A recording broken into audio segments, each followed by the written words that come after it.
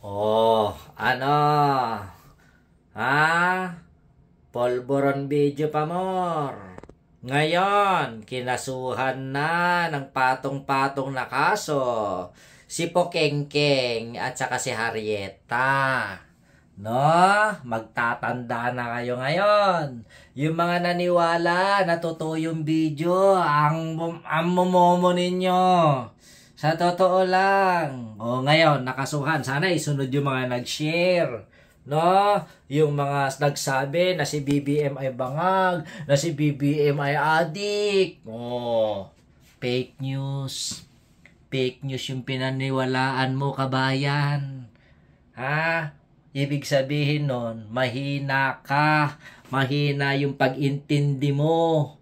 Ha? Naniwala ka sa mga fake news na mga vlogger ni Duterte. Oops, wala kayang kinalaman si Duterte dito? Baka malamang, sa malamang.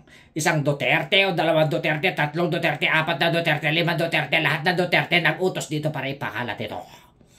Ngayon, wala, nagtutunog rumidiyas ako. Pero ang buod nun, fake news kayo. Nakasuhan na yung mga iniidolo nyong mga tanga. Subscribe ka. Live ko yan mamaya. Topic ko yan. Subscribe ka sa aking YouTube channel. Babush.